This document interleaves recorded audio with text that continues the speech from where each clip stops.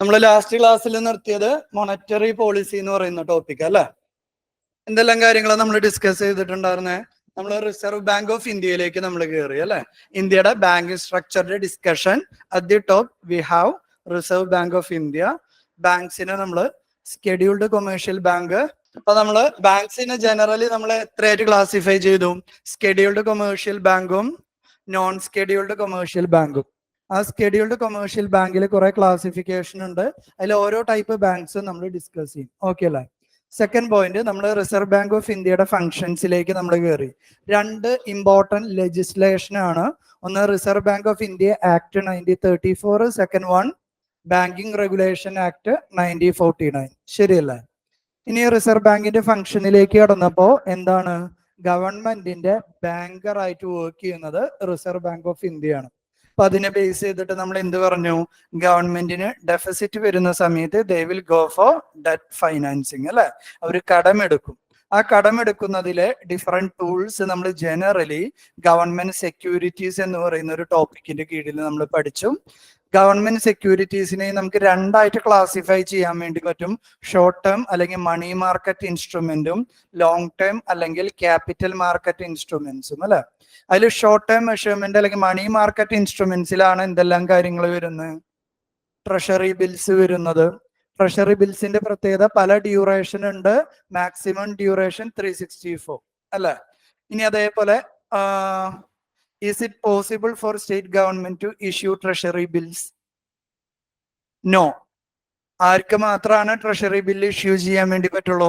Central ഗവൺമെന്റിന് മാത്രമേ പറ്റുള്ളൂ. മോർ ദാൻ 1 ഇയറിനെ നമ്മൾ ഡേറ്റഡ് സെക്യൂരിറ്റീസ് എന്ന് പറയും അല്ലെ. സ്റ്റേറ്റ് ഗവൺമെന്റിന്റെ കേസിലാണെങ്കിൽ ഡേറ്റഡ് സെക്യൂരിറ്റീസിന് എന്തെന്ന് പേര് വിളിക്കും? SDL, state development loans. പിന്നെ നമ്മൾ വേസ് ആൻഡ് മീൻസ് അഡ്വാൻസസ് എന്ന് പറയുന്ന ഒരു കൺസെപ്റ്റ് പഠിച്ചിട്ടുണ്ടായിരുന്നു. അങ്ങനെ കുറച്ച് കഥകളൊക്കെ കഴിഞ്ഞു. നമ്മൾ ഇന്ത്യയിലേക്ക് കടന്നു. MPC, monetary policy committee. ഉദ്ദേശം എന്ന് പറയുന്നത് maintain inflation with the objective of growth അല്ലെ. MPC എന്ന് പറയുമ്പോൾ അതിൽ ടോട്ടല് 6 മെമ്പേഴ്സ് ആണുള്ളത്. 3 from the RBI and 3 appointed by the central government. അവരുടെ ഉദ്ദേശം എന്താണ്? ഇൻഫ്ലേഷൻ ഫോർ ±2% ലിമിറ്റ് ചെയ്യണം. അതിനുള്ള ഇൻസ്റ്റിറ്റ്യൂഷണൽ മെക്കാനിസംസും കാര്യങ്ങളൊക്കെ നമ്മൾ ഡിസ്കസ് ചെയ്തു. ഇനി അടുത്ത നമ്മൾ പറയാൻ വേണ്ടി പോകുന്നത് എന്താ? MPCക്ക് ഇൻഫ്ലേഷൻ കൺട്രോൾ ചെയ്യണമെങ്കിൽ അവർ ഒരുപാട് ഡിഫറൻറ്റ് പാരാമീറ്റേഴ്സ് അല്ലെങ്കിൽ ടൂൾസുകൾ ഉപയോഗിക്കും. അത്തരം ടൂൾസിനെയാണ് നമ്മൾ ഇനി ഏത് ടോപ്പിക്കിൽ പറയാൻ പോകുന്നത്? Monetary policy. Generally monetary policy എന്ന് പറഞ്ഞാൽ എന്താ? എക്കണോമിയിലെ മണി സപ്ലൈ കൺട്രോൾ ചെയ്യാനുള്ള പോളിസീസിനെ വിളിക്കുന്ന പേരാണ് എന്ത്? Monetary policy. വൈ? എന്തിനാണ് ഈ മോണിറ്ററി പോളിസിയുടെ പർപ്പസ് എന്ന് പറയുന്നത്? ഒരു എക്കണോമിയിൽ ഇൻഫ്ലേഷൻ ഹൈ ആണെങ്കിൽ നമ്മൾ എപ്പോഴും എന്തിനു ശ്രമിക്കും? To reduce the inflation. പ്രശ്നമില്ലല്ലോ. ഇൻഫ്ലേഷൻ റെഡ്യൂസ് ചെയ്യാനുള്ള ഏറ്റവും എഫക്റ്റീവ് ടെക്നിക്ക് എന്ന് പറയുന്നത് എന്താ? To reduce the money supply in the economy. Similarly നമ്മുടെ എക്കണോമി എന്തിലേക്ക് മൂവ് ചെയ്യാണ്? നമ്മുടെ നെഗറ്റീവ് ഗ്രോത്ത് അല്ലെങ്കിൽ റിസഷൻ അല്ലെങ്കിൽ ഡിപ്രഷനിലേക്ക് പോയിക്കൊണ്ടിരിക്കുകയാണ്. ഓക്കെ അല്ലേ? ഒബ്വിയസ്ലി റിസഷനിലേക്ക് പോകുന്നുണ്ടെങ്കിൽ നമ്മൾ എന്തിന് ഇമ്പോർട്ടൻസ് കൊടുക്കണം? ഗ്രോത്തിന് ഇമ്പോർട്ടൻസ് കൊടുക്കണം. അതേപോലെ തന്നെ ചെറിയ അളവിൽ എന്ത് വേണം? ഇൻഫ്ലേഷൻ വേണം. ആ സമയത്ത് നമ്മൾ മണി സപ്ലൈ ഇൻക്രീസ് ചെയ്യേണ്ടി വരും. ഇതിൽ നിന്ന് തന്നെ ഒരു കാര്യം കൃത്യമായിട്ട് മനസ്സിലാക്കുക. MPC എന്ന് പറയുമ്പോൾ അവർ എപ്പോഴും ഇൻഫ്ലേഷൻ കുറയ്ക്കാൻ അല്ലെങ്കിൽ മോണിറ്ററി പോളിസി കുറയ്ക്കാനല്ല ശ്രമിക്കുക. They always do what type of monetary policy? Counter cyclical monetary policy. ഇതുപോലെ ഗവൺമെന്റ് എടുക്കുകയാണെങ്കിൽ കൗണ്ടർ സൈക്ലിക്കൽ ഫിസ്ക്കൽ പോളിസി. ഇതെല്ലാം ക്ലിയർ അല്ലേ? എന്റെ കൗണ്ടർ സൈക്ലിക്കൽ എന്ന് വെച്ചാൽ അതിന്റെ meaning what ever is happening in the economy both RBI and government will do the opposite അല്ലെ. എക്കണോമിയിൽ മണി supply increase ചെയ്യുകയാണെങ്കിൽ RBI മോണിറ്ററി പോളിസിയിലൂടെ എന്താണ് ടാർഗറ്റ് ചെയ്യുക? മണി സപ്ലൈ റെഡ്യൂസ് ചെയ്യാൻ. പിന്നെ ഓരോ ടേമുകളും നമ്മൾ പറയുമ്പോഴും ഓരോത് എങ്ങനെയാണ് ടാർഗറ്റ് ചെയ്യുന്നതെന്ന് എക്സ്പ്ലെയിൻ ചെയ്യൂ കേട്ടോ. സിമിലർലി എക്കണോമിയിൽ മണി സപ്ലൈ വളരെ കുറവാണെന്ന് വിചാരിക്കുക. ലോവർ മണി സപ്ലൈ ആണെങ്കിൽ MPCയുടെ ഇന്റൻഷൻ എന്തായിരിക്കും? To increase the money supply. അത്രേ ഉള്ളൂ. Now we are moving to what are the different tools and techniques used by MPC or in general RBI. ഇതിൽ ഈ ക്വാളിറ്റേറ്റീവ് ടെക്നിക്സ് നമുക്ക് ഇമ്പോർട്ടന്റ് അല്ല. Just അതിന്റെ പേരുകളും ഒരു സിമ്പിൾ ഡെഫിനിഷന് ഞാൻ പറയുള്ളൂ. That's not very much important. What is very very important is quantitative measures. So money supply control ചെയ്യുന്നതിന് വേണ്ടി MPC ഉപയോഗിക്കുന്ന ടെക്നിക്സിനെ നമ്മൾ രണ്ടായിട്ട് ക്ലാസിഫൈ ചെയ്തു. First one quantitative, second one qualitative. Quantitative എന്ന പേര് ഇതിന് വരാനുള്ള കാരണം it will directly control the amount or quantity of money in the economy. Why it is called quantitative is very simple. It will directly reduce or increase the money supply. That is, it will depends on the quantity of the money supply in the economy. Qualitative എന്ന് പറയുമ്പോൾ അത് directly ക്വാണ്ടിറ്റിയെ depend ചെയ്യില്ല. RBI എടുക്കുന്ന ചില indirect measures ആണ് ക്വാളിറ്റേറ്റീവിൽ വരുന്നത്. ഒരു example പറയുകയാണെങ്കിൽ ഇതിലെ ലാസ്റ്റ് വൺ നോക്കിയേ. ക്വാളിറ്റേറ്റീവില് പബ്ലിസിറ്റി എന്ന് എഴുതിയിട്ടുണ്ട് അല്ലെ. നമ്മളിപ്പോ ന്യൂസ് പേപ്പർ ഒക്കെ വായിക്കുന്ന സമയത്ത് ഇപ്പൊ മോണിറ്ററി പോളിസി ഒരു ഡിസിഷൻ എടുത്തു. എന്താണ്? എക്കണോമിയിലെ മണി സപ്ലൈ ഇൻക്രീസ് ചെയ്യണം. ഓക്കെ അല്ലെ? എന്താണ് ഇന്റൻഷൻ? എക്കണോമിയിലെ മണി സപ്ലൈ ഇൻക്രീസ് ചെയ്യണം. മണി സപ്ലൈ ഇൻക്രീസ് ചെയ്യണമെങ്കിൽ ഇൻട്രസ്റ്റ് റേറ്റ് കൂട്ടാണോ ചെയ്യുക, കുറയ്ക്കാണോ ചെയ്യുക? ആലോചിച്ച് ഉത്തരം പറഞ്ഞാൽ മതി. മണി സപ്ലൈ ഇൻക്രീസ് ചെയ്യണമെങ്കിൽ ഇൻട്രസ്റ്റ് റേറ്റ് കൂട്ടാണോ ചെയ്യുക, കുറയ്ക്കാണോ ചെയ്യുക? ഇൻട്രസ്റ്റ് റേറ്റ് കൂട്ടിയാൽ എന്താ സംഭവിക്കുക? പ്രൈവറ്റ് സെക്ടറിനാണെങ്കിലും നമ്മളെ പോലെയുള്ള ഇൻഡിവിജ്വൽസിനാണെങ്കിലും ലോൺ എടുക്കുമ്പോൾ ഹയർ ഇൻട്രസ്റ്റ് പേ ചെയ്യേണ്ടി വരും. ഒബ്വിയസ്ലി നമ്മളത് ചൂസ് ചെയ്യില്ല. അപ്പൊ എന്താണ്? മണി സപ്ലൈ റെഡ്യൂസ് ചെയ്യാണ് ചെയ്യുക ഇൻട്രസ്റ്റ് റേറ്റ് കൂട്ടിയ. മറിച്ച് ഇൻട്രസ്റ്റ് റേറ്റ് കുറച്ചാലോ മണി സപ്ലൈ ഇൻക്രീസ് ചെയ്യും. കൂടുതൽ പ്രൈവറ്റ് എൻറ്റിറ്റീസ് ലോൺ എടുക്കും, അവർ ഇൻവെസ്റ്റ് ചെയ്യും. ഇറ്റ് വിൽ എന്ത് ക്രിയേറ്റ് ചെയ്യും? എംപ്ലോയ്മെന്റ് ക്രിയേറ്റ് ചെയ്യും, കൺസപ്ഷൻ ഇൻക്രീസ് ചെയ്യും, സേവിങ്സ് ഇൻക്രീസ് ചെയ്യും. ശരിയല്ലേ പറയുന്നത്? അപ്പോ ഈ മോണിറ്ററി പോളിസി, ഈ ഇൻട്രസ്റ്റ് റേറ്റ് എന്ന വാക്കിന് പകരം നമ്മൾ ഇവിടെ ഉപയോഗിക്കുന്ന വാക്കുകളാണ് repo and reverse repo. Actually അത് a kind of interest rate ആണ് നമുക്ക് കാണാം. അപ്പോ MPC റിപ്പോ റേറ്റിലോ റിവേഴ്സ് റിപ്പോ റേറ്റിലോ എന്തെങ്കിലും ചേഞ്ചസ് വരുത്തി കഴിഞ്ഞാൽ അത് എവിടെ പബ്ലിഷ് ചെയ്യാറുണ്ട്? RBI ബുള്ളറ്റിനിൽ പബ്ലിഷ് ചെയ്യും, ന്യൂസ് പേപ്പേഴ്സിൽ പബ്ലിഷ് ചെയ്യും. ഓക്കെ അല്ലേ? അപ്പൊ പബ്ലിസിറ്റി കൊടുത്തത് കൊണ്ട് മണി സപ്ലൈയുടെ ക്വാണ്ടിറ്റിയിൽ എന്തെങ്കിലും വ്യത്യാസം ഉണ്ടോ? ഇല്ല. ആക്ച്വലി റിപ്പോയും റിവേഴ്സ് റിപ്പോയും മാറ്റുന്നത് കൊണ്ടാണ് മണി സപ്ലൈ മാറുന്നത്. അല്ലാതെ RBI അത് ന്യൂസ് പേപ്പറിൽ കൊടുത്തത് കൊണ്ടല്ലല്ലോ മാറുന്നത്. ന്യൂസ് പേപ്പറിൽ കൊടുക്കുന്നത് എന്തിനായിരിക്കും?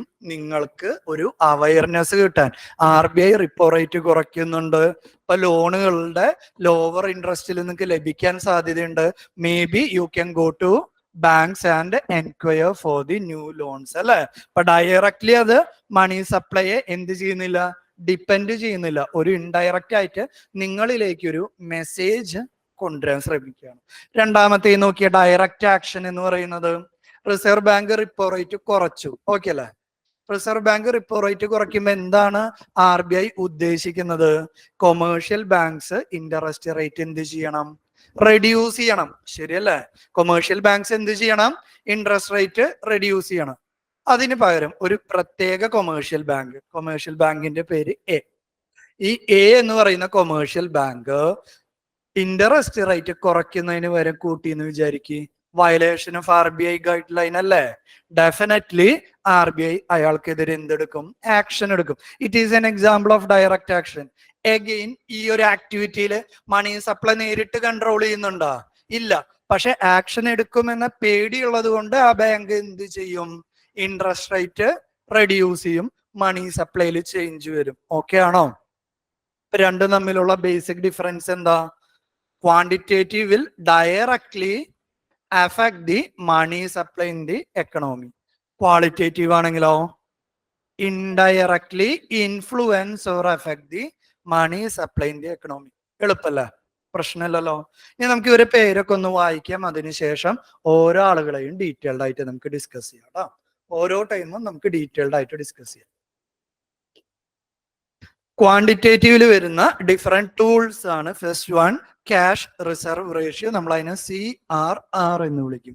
Second one bank rate BR. Third one SLR, statutory liquidity ratio. നമ്മൾ ഇതിന്റെ മുന്നത്തെ ഒരു സ്ലൈഡിൽ ഈ വാക്ക് കണ്ടിട്ടുണ്ടായിരുന്നു, ഞാൻ പിന്നീട് എക്സ്പ്ലെയിൻ ചെയ്യാന്ന് പറഞ്ഞിരുന്നു, അത് നമുക്ക് ഇവിടെ ചെയ്യാം. Next one repo and reverse repo rate. Next one open market operation അല്ലെങ്കിൽ OMO. ക്വാളിറ്റേറ്റീവിൽ വരുന്ന ഡിഫറെന്റ് ടേമുകളാണ് rationing of credit or priority sector lending. അത് കൈയോടെ ജസ്റ്റ് ഒന്ന് എക്സ്പ്ലെയിൻ ചെയ്യാം കേട്ടോ. പ്രിയോറിറ്റി സെക്ടർ ലെൻഡിങ് ഞാൻ ഒരു അഡീഷണൽ സ്ലൈഡിൽ ആഡ് ചെയ്തിട്ടുണ്ട്. റേഷനിങ് ഓഫ് ക്രെഡിറ്റ് എന്ന് വെച്ചാൽ ഗവൺമെന്റ് ഡിസൈഡ് ചെയ്യാണ് ഈ ഒരു ഫൈനാൻഷ്യൽ ഇയറിൽ ഇൻഫ്രാസ്ട്രക്ചർ സെക്ടറിന് കൂടുതൽ ലോൺസ് പോകണം.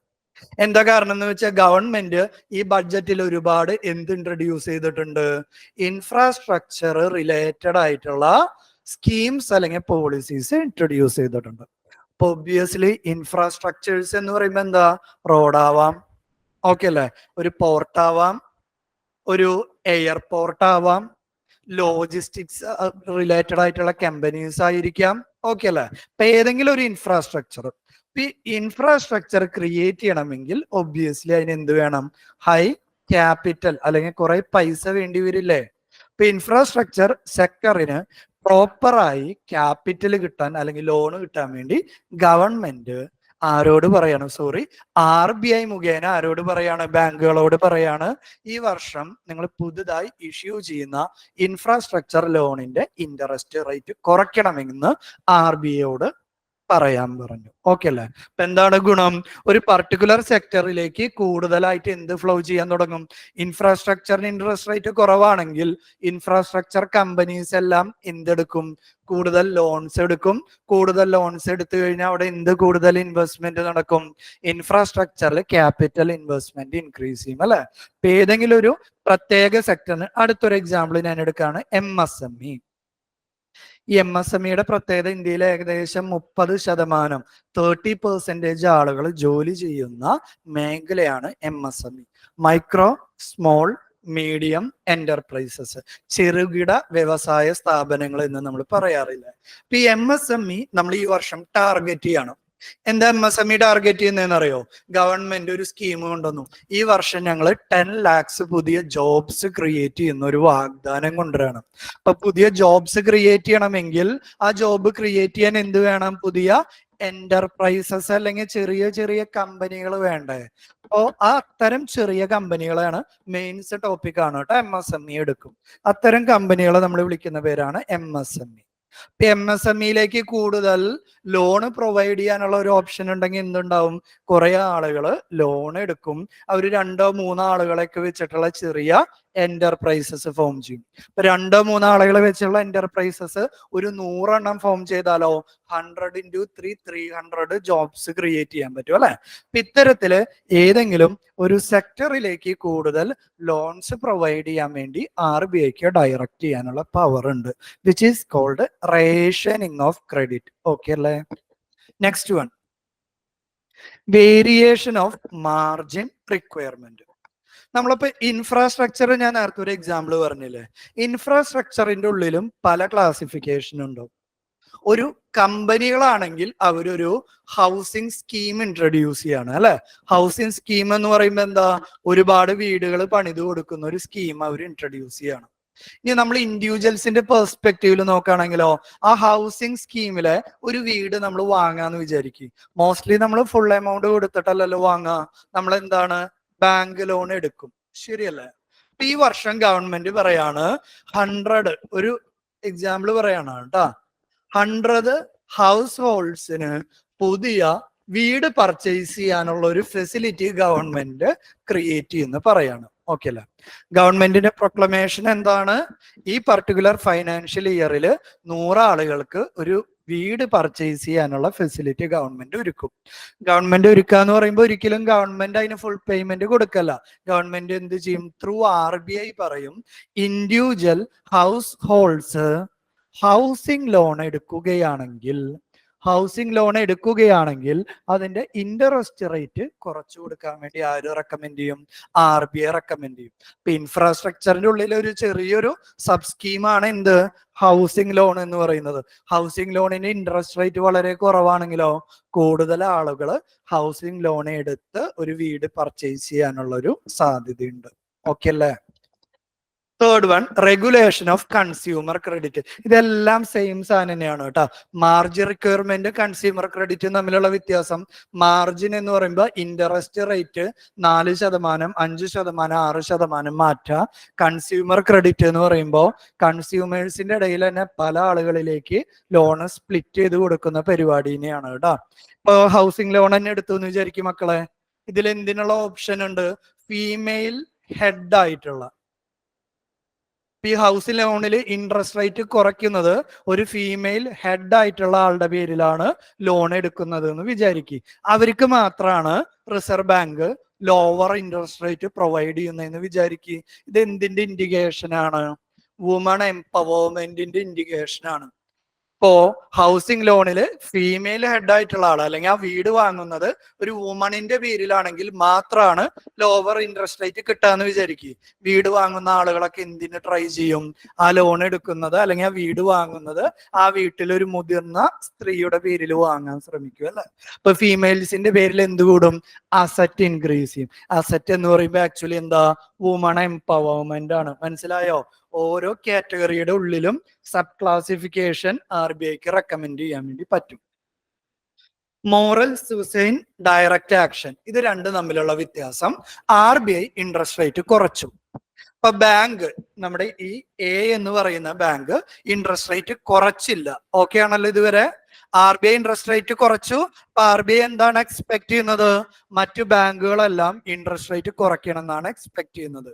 A എന്ന് പറയുന്ന ബാങ്ക് ഇൻട്രസ്റ്റ് റേറ്റ് കുറച്ചില്ല. അപ്പൊ RBI ഒന്ന് പറയും ബാങ്കിനോട്, ഞങ്ങൾ ഇൻട്രസ്റ്റ് റേറ്റ് കുറച്ചല്ലോ, നിങ്ങൾക്ക് കുറച്ചുകൂടെ. വളരെ സമാധാനപരമായി പറയുന്നതിനെ വിളിക്കുന്ന പേരാണ് മോറൽ സുസൈൻ. ഓക്കെ അല്ലേ? ഇനി അവരോട് പറയും, ഞങ്ങൾ വളരെ സമാധാനമായിട്ട് നിങ്ങളോട് പറഞ്ഞു ഇൻട്രസ്റ്റ് റേറ്റ് കുറയ്ക്കാൻ, നിങ്ങൾ കുറച്ചില്ലല്ലോ, എന്നൊരു കാര്യം ചെയ്യും, RBIയിലേക്ക് ഇത്ര കോടി നിങ്ങൾ ഫൈൻ അടച്ചു. That is direct action. രണ്ടും തമ്മിലുള്ള വ്യത്യാസം മനസ്സിലായോ? RBI ഒരു ബാങ്കിനോട് റെക്കമെൻഡ് ചെയ്യാണ്, ഓൾറെഡി ഞങ്ങൾ റിപ്പോ റേറ്റ് കുറച്ചു, ഇൻട്രസ്റ്റ് റേറ്റ് കുറയണല്ലോ എക്കണോമിയില്, അപ്പൊ നിങ്ങൾക്ക് അത് കുറച്ചുകൂടെ, നിങ്ങൾ എന്തിനാണ് കൂട്ടുന്നത് എന്ന് വളരെ പൊളൈറ്റ് ആയിട്ട് അവർക്കൊരു ഓർഡർ അല്ലെങ്കിൽ റെക്കമെൻഡേഷൻ കൊടുക്കുന്നതാണ് മോറൽ സുസൈൻ. ഡയറക്റ്റ് ആക്ഷൻ എന്ന് പറയുമ്പോൾ after that recommendation bank interest rate കുറച്ചില്ലെങ്കിൽ ഡെഫിനറ്റ്ലി RBI എന്ത് പറയും? ഒന്നല്ലെങ്കിൽ അവർ ബാങ്കിങ് ലൈസൻസ് ക്യാൻസൽ ചെയ്യും, അല്ലെങ്കിൽ അവരോട് പറയും നിങ്ങളൊരു പീനൽ ഇൻട്രസ്റ്റ് അല്ലെങ്കിൽ നിങ്ങളൊരു പീനൽ റേറ്റ് RBIയിലേക്ക് എന്തടയ്ക്കണം? അടയ്ക്കണം എന്ന് പറയും. Mostly in the denomination of some crores or something. Okay അല്ലേ? That is called direct action. Publicity എന്ന് പറയുന്നത് RBI പലതരത്തിലുള്ള റിപ്പോർട്ടുകൾ പബ്ലിഷ് ചെയ്യുന്നുണ്ട്. ഇന്ത്യൻ എക്കണോമിയുടെ സ്റ്റെബിലിറ്റിയെ കുറിച്ച് റിപ്പോർട്ട് പബ്ലിഷ് ചെയ്യുന്നുണ്ട്. വളരെ ഇമ്പോർട്ടൻ്റ് ആയിട്ടുള്ള വേറൊന്നാണ് കൺസ്യൂമർ ട്രസ്റ്റ് ഇൻഡെക്സ് എന്നൊക്കെ പറഞ്ഞിട്ടുള്ളൊരു പബ്ലിക്കേഷൻ. എന്താ ഉദ്ദേശിക്കുന്നതെന്ന് പറയുന്നത് ഇന്ത്യയിലെ ബാങ്കിങ് സിസ്റ്റത്തിൽ കസ്റ്റമേഴ്സിന് എത്രത്തോളം ട്രസ്റ്റ് ഉണ്ട് എന്നത് RBI ഒരു സർവേ കണ്ടക്ട് ചെയ്ത് അതിന്റെ ഡാറ്റ കൺക്ലൂഡ് ചെയ്യുന്ന ഇൻഡെക്സ് ആണ് കൺസ്യൂമർ ട്രസ്റ്റ് ഇൻഡെക്സ് എന്നൊക്കെ പറയുന്നത്. ഓക്കെ അല്ലെ? ഇത്തരത്തിലുള്ള പല ഇൻഡെക്സുകൾ RBI പബ്ലിഷ് ചെയ്യാറുണ്ട്, which will be publicized through RBI bulletin and newspapers. Okay അല്ലേ? ഇത്രയും അറിഞ്ഞാൽ മതി കേട്ടോ. ഒരുപാട് വർഷങ്ങളായിട്ട് ചോദ്യമൊന്നും ഇല്ല ക്വാളിറ്റേറ്റീവിൽ നിന്ന്, മറിച്ച് ക്വാണ്ടിറ്റേറ്റീവിൽ നിന്ന് മിനിമം ഒരു പ്രിലിമിനറി ക്വസ്റ്റ്യൻ ഉണ്ടാവും കേട്ടോ. മിനിമം ഒരു പ്രിലിമിനറി ക്വസ്റ്റ്യൻ നമുക്ക് ക്വാണ്ടിറ്റേറ്റീവിന്റെ സെക്ഷനിൽ നിന്ന് എക്സ്പെക്ട് ചെയ്യാം.